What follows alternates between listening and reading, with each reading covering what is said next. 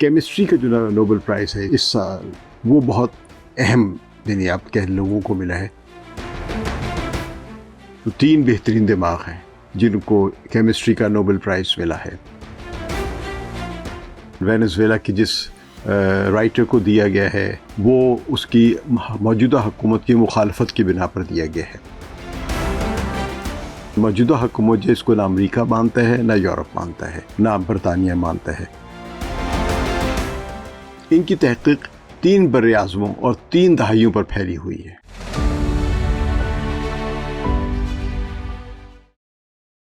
London से सहाफ़ी सकलैन इमाम का सलाम कबूल कीजिए।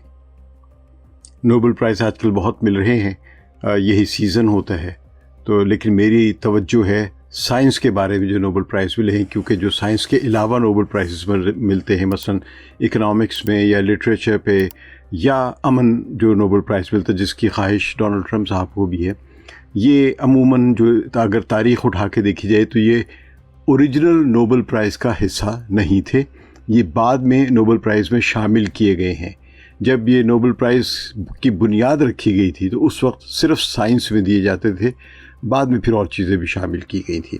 तो लिहाजा मेरी तवज्जो साइंस के बारे में ही है, क्योंकि साइंस में जो कंट्रीब्यूशंस होती हैं वो समझे इंसानी इख्तरा और इंसानी इजादात के बारे में बड़ी काविश है, बड़ी मेहनत होती है और इसमें बड़े इंसानी दिमाग की कंट्रीब्यूशन होती है। तो मेरी तवज्जो इसी पे ही है। बाकी जो है उनमें कुछ सियासी मामलात भी आ जाते हैं। मसलन वेनेज़ुएला की जिस राइटर को दिया गया है या जिस फ़ाल एक्टिविस्ट को दिया गया है नोबेल अमन प्राइज़, वो उसकी मौजूदा हुकूमत की मुखालफत की बिना पर दिया गया है।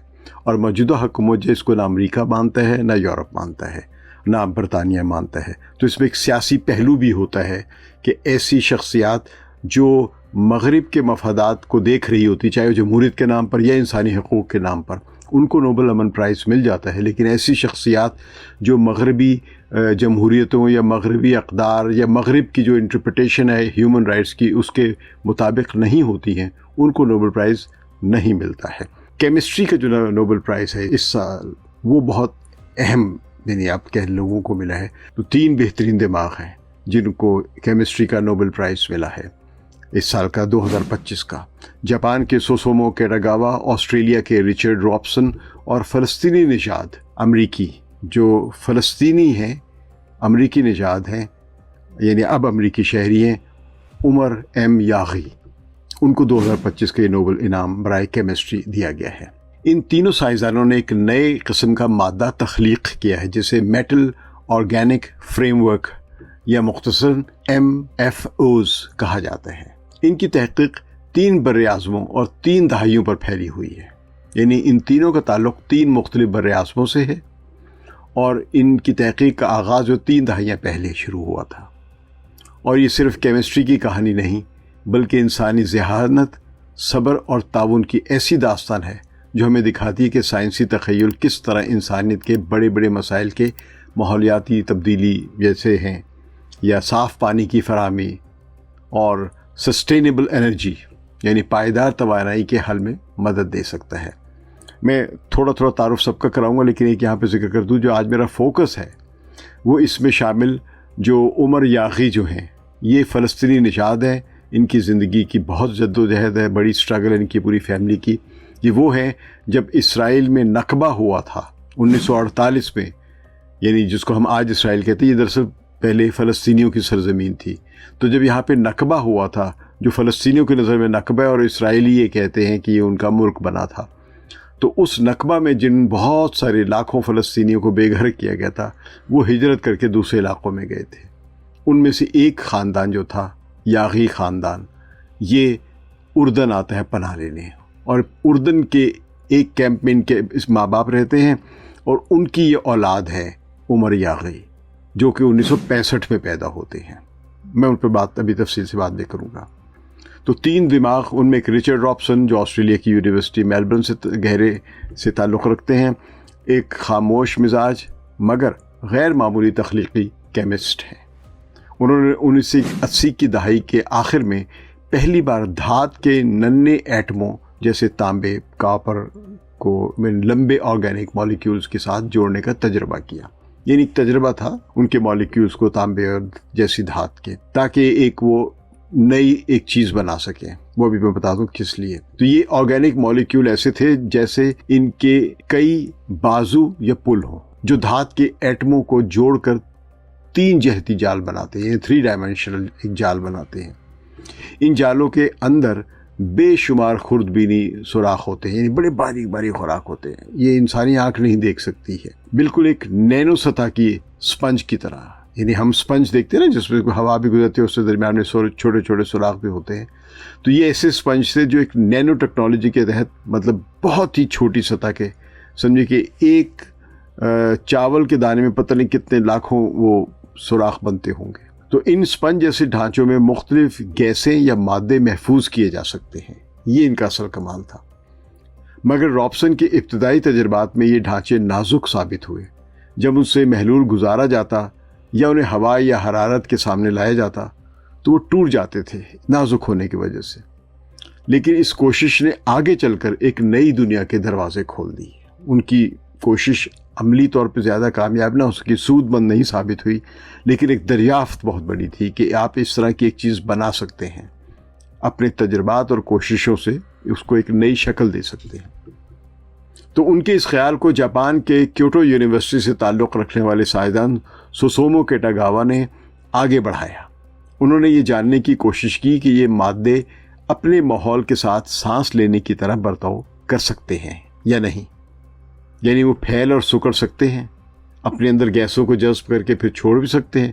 ابھی بالکل سپنج کی طرح وہ سوچ رہے ہیں کہ کیا اس قسم کا جو میٹل ہے یا میٹر ہے یہ اس طرح بیہیو کر سکتا ہے جس طرح پھیپھڑے کرتے ہیں یا سپنج کی صورت کرتی ہے. تو کیٹاگاوا نے تجربات سے ثابت کیا کہ یہ ڈھانچے نہ صرف مستحکم رہ سکتے ہیں بلکہ فلیکسیبل بھی ہو سکتے ہیں. انہوں نے دکھایا کہ کاربن ڈائی آکسائڈ، ہائیڈروجن اور آکسیجن جیسی جو گیسیں ہیں ان فریم ورکس کے اندر آ جا سکتی ہیں اور ڈھانچہ بغیر ٹوٹے، یعنی اس میں کوئی ٹوٹ پھوٹ نہیں ہوگی، اس کے بغیر یہ بار بار گیسوں کو جذب بھی کر سکتے اور خارج بھی کر سکتے ہیں سپنج کی طرح. یہ دریافت بہت زبردست تھی، یعنی اس نے بات بہت آگے بڑھا دی. اب یہ میٹر صرف سائنسی نمونے نہیں رہے بلکہ حقیقی دنیا میں استعمال کے قابل بن گئے. اب اس کے آگے آتے ہیں فلسطینی نژاد امریکی کیمسٹ عمر ایم یاغی جو یونیورسٹی آف کیلیفورنیا برکلے سے وابستہ ہے. انہوں نے یہ جو تھے ایم او ایفس ان کو سسٹیمک سائنس میں تبدیل کر دیا. یعنی یہ جو کیٹاگاوا نے جو دریافت کیا اور اس سے پہلے جو رابسن نے جو دریافت کی تھی اس کو ایک نظام کی شکل دے دی. انہوں نے اس کو ریٹیکولر کیمسٹری کہا. یاغی نے دکھایا کہ اگر دھات کے ایٹموں اور آرگینک مالیکیولز کی ساخت بدل دیں تو ہم ان کے اندرونی سوراخوں، یعنی جو پورز بنی ہوئی اسفنج کے اندر جس طرح ہوتی ہیں، ان کا سائز، کیمیائی خصوصیات اور مضبوطی اپنی مرضی کے مطابق بنا سکتے ہیں. یہ 3 بڑے سائنسدانوں نے مختلف سطح پہ مختلف ادوار میں اس پر کام آگے بڑھایا ایک ہی چیز پہ. ان کے بنائے ہوئے کچھ فریم ورکس اتنے جھردار تھے، یعنی اس میں اتنی وہ اسفنج کی طرح تھے کہ صرف 1 چمچ بھر مواد کا اندرونی سطحی رقبہ 1 فٹ بال گراؤنڈ جتنا ہوتا ہے. یعنی وہ ہے وہ 1 چمچ جتنا سائز، لیکن اس کی جو صلاحیت ہے ابزارب کرنے کی، ایک اسپنج کی طرح میں مثال دے رہا ہوں، اس میں 1 فٹ بال جتنا جو ماحول ہے، فٹ بال گراؤنڈ جتنا جو ماحول ہے اس کی وہ گیسز جذب کر سکتا ہے. تو اس حیرت انگیز صلاحیت کی وجہ سے یہ مادے، یہ میٹر جو ہے نہایت مؤثر طریقے سے گیسوں کو ذخیرہ کرنے یا آلودگیوں کو جذب کرنے کے قابل بن گئے. یعنی ان میں گیسز جذب بھی کی جا سکتی ہیں اور اگر کسی آلودہ ماحول میں جا کے ان کو استعمال کیا جائے تو یہ اپنے اندر جو آلودگی ہے اس ماحول کی اس کو بھی جذب کر سکتے ہیں. تو اگر ہم کیمسٹری کی تاریخ کو ایک سفر سمجھے تو یہ دریافت اس سفر کی ایک نئی منزل ہے، جہاں پہلے سائنسدان صرف یہ جاننے میں مصروف تھے کہ مادہ کیا ہے، اب وہ یہ سوچنے لگے ہیں کہ ہم مادہ کس طرح بنا سکتے ہیں. پہلے کیمسٹری صرف مادہ یا میٹر کیا ہے، اب یہ بحث ہوگی کہ میٹر کو کس طرح بنایا جا سکتا ہے. تو 1990 کی دہائی میں یہ فریم ورکس محض نازک تجرباتی نمونے تھے اور 2000 کی دہائی میں وہ مضبوط اور مستحکم ہوئے اور اب 2020 کی دہائی میں یعنی 2025 میں آ کے جب ان کا نوبل پرائز کو اسی وجہ سے ملا ہے کہ یہ میٹر جو ہیں، یہ مادے جو ہیں، یہ عملی دنیا میں استعمال ہو سکتے ہیں، ہوا صاف کرنے، کاربن پکڑنے، پانی کو صاف کرنے، بلکہ صحرا کی خشک ہوا سے پانی حاصل کرنے، کشید کرنے کے لیے بھی یہ میٹر جو ہے استعمال ہو سکتے ہیں۔ MOFs آج دنیا بھر میں ہزاروں قسم کے بنائے گئے جو ہیں MFOs یہ کام کر رہے ہیں۔ تو اگر ہم غور کریں، کچھ تو اب صنعتی منصوبوں میں آزمائے جا رہے ہیں، مثلا متحدہ عرب امارات میں ایسے تجربے ہو رہے ہیں جن میں ہوا سے پینے کا پانی نکالا جا رہا ہے۔ عمر یاغی جو ہے وہاں گئے بھی تھے، ان کو وہاں کے امیر نے یا ان کے جو متحدہ عرب امارات کے صدر ہیں انہوں نے ایک اعزاز بھی دیا اپنے ملک کا۔ تو امریکہ میں بجلی گھروں سے خارج ہونے والی کاربن ڈائی آکسائڈ کو یہ مادے جو جذب کر کے فضا میں جانے سے روک رہے ہیں، یعنی کہا جہاں پہ کوئلے سے چل رہی ہے یا گیسز سے یا سمجھے کہ آئل سے جو چل رہی ہیں بجلی گھر، ان سے جو گیسز خارج ہوتی ہیں جو ماحول کو آلودہ کرتی ہیں، تو اس آلودگی کو یہ جو ان کے بنائے ہوئے MOFs اس کو جذب کر رہے ہیں اور ماحول کو صاف کر رہے ہیں۔ کچھ لیبارٹریز ان کا استعمال ہائیڈروجن اور میتھین گیس جو ہے ان سے جو ایندھن ذخیرہ کرنے کے لیے ہوتا ہے اس کے لیے استعمال کیے جا رہے ہیں، اور کچھ تجربات میں انہیں زہریلے کیمیکلز یعنی جیسے PFAs ہیں جو دریاؤں اور زیر زمین کہہ لیں پانی میں مستقل آلودگی پیدا کرتے ہیں، ان کو صاف کرنے کے لیے استعمال کیے جا رہے ہیں۔ حتیٰ کہ دوا سازی کی صنعت میں یعنی فارماسیوٹیکل انڈسٹری میں بھی جو ہے وہ MOFs جو ہیں ان کے ذریعے بعض خلیوں تک دوائیوں کو پہنچانے کے لیے بھی وہ جسم کے اندر جا کر درست وقت پر دوا خارج کرتے ہیں، یعنی وہاں بھی وہ جا کے کنٹرول کر سکتے ہیں، ان کو نینو ٹیکنالوجی کے ذریعے وہاں پہنچایا جاتا ہے۔ تو نوبل کمیٹی جس نے یہ دیا ہے انعام ان 3 سائنسدانوں کو، انہوں نے کہا کہ یہ میٹر یعنی جو انہوں نے دریافت کیا ہے، یہ بنایا ہے ان 3 سائنسدانوں نے، اس کے مطابق، اس کمیٹی کے مطابق انسانیت کے سب سے بڑے مسائل کے حل میں اہم کردار ادا کر سکتے ہیں، یعنی ماحولیاتی تبدیلی، صاف توانائی اور آلودگی جیسے جو مسائل ہیں ان کو یہ حل کر سکتے ہیں۔ تو ان مادوں کے اندر موجود خوردبینی راستے مخصوص مالیکیولز کو پہچاننے، جذب کرنے اور خارج کرنے کی حیرت انگیز صلاحیت رکھتے ہیں۔ یہی خصوصیت انہیں صنعتوں میں گیس الگ کرنے، پانی صاف کرنے اور کیمیائی عمل جو ہے، کیمیکل ری ایکشن جو ہے، اس کو تیز کرنے جیسے کاموں میں بہت اس کو کارآمد اور مفید بناتی ہیں۔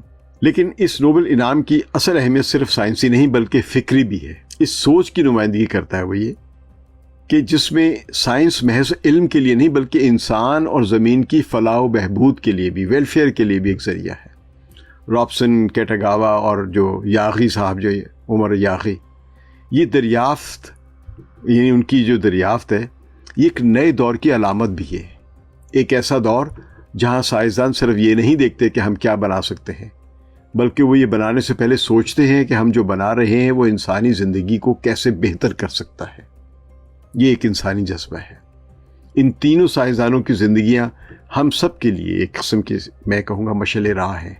جو سائنسدان نہیں بھی ہیں، جو نوبل پرائز نہیں بھی جیت سکتے، ان کے لیے یہ ایک رہنمایا ہے کہ آپ جو بھی کام کر رہے ہیں صرف علمی یا اپنی خوشی کے لیے یا بلا وجہ ایسے نہ کریں، بلکہ اس میں انسانی فلاح بھی سوچیں۔ یہ سب بڑے عظیم لوگ ہیں، لیکن جیسا کہ میں نے شروع میں عرض کیا تھا، میں آج کی اس گفتگو میں عمر ایم یاغی کے بارے میں کچھ اضافی بات کروں گا۔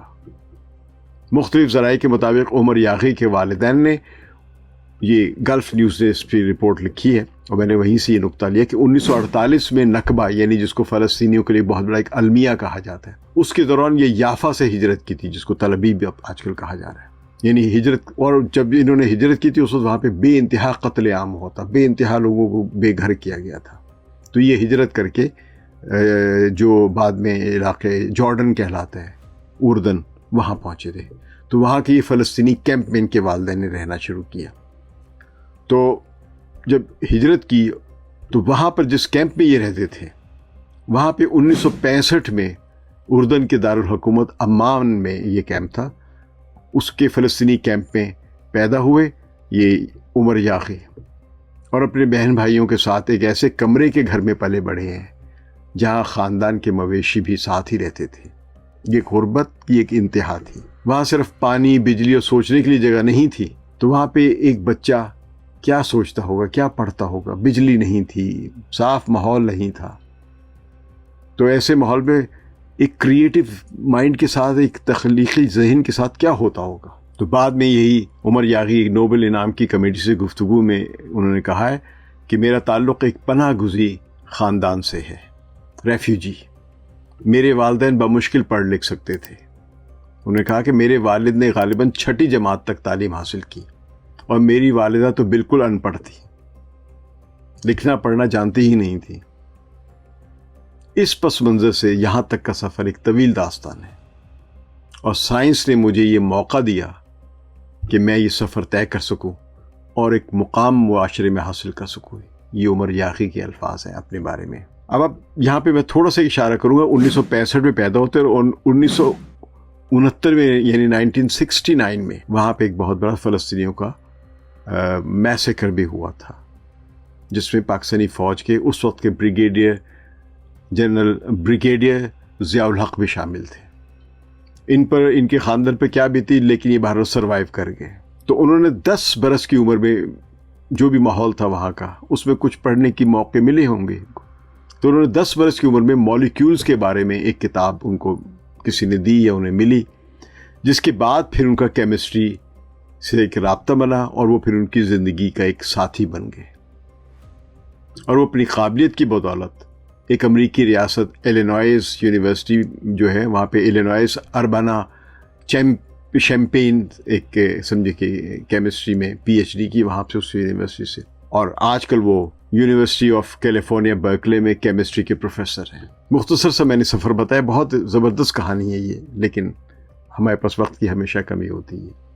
تو عمر یاغی کو شامل کیا جائے ان جیسے لوگوں کو، تو اب دنیا کے یعنی ان کو جب نوبل پرائز ملا ہے تو فلسطینی نژاد یہ پہلے نوبل پرائز حاصل کرنے والے سائنس کا میں بات کر رہا ہوں، اور اگر دنیا بھر کے مسلمانوں کو جو نوبل پرائز ملے ہیں تو ان میں یہ 5ویں نمبر کے ہیں جنہیں سائنس میں اپنی ایک دریافت کی وجہ سے نوبل انعام ملا ہے۔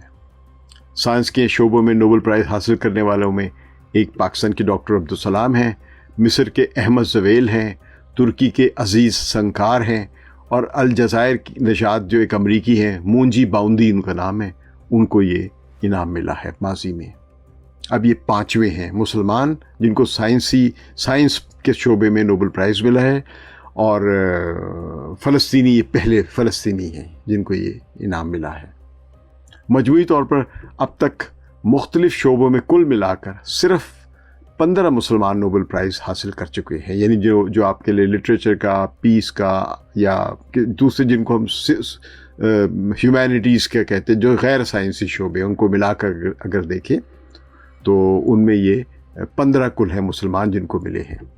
تو یہ اعداد و شمار صرف ایک اعزاز ہی نہیں بلکہ ایک سوال بھی ہے، یعنی ہم ملے، ہم خوش ہوئے، 5 مسلمانوں کو اور 15 جو ہے مسلمان سائنسدانوں کو، اور 15 جو ہے غیر سائنسدان جو مسلمان ہیں ان کو ملے ہیں۔ تو اس میں ایک سوال پیدا ہوتا ہے کہ مسلم دنیا جس نے کبھی سائنس و فلسفے کی بنیاد رکھی تھی آج کیوں پیچھے ہے؟ مگر عمر یاغی جیسے سائنسدان اس بات کی علامت بھی ہیں کہ علم کی روح ابھی مٹی میں زندہ ہے، ذرا زرخیز و ساقی، ذرا نم ہو مٹی، بڑی زرخیز ہے ساقی۔ اور اگر موقع ملے تو مسلمان سائنسدان بھی انسانیت کے مستقبل کو روشن کر سکتے ہیں، یہ عمر یاغی نے ثابت کیا ہے۔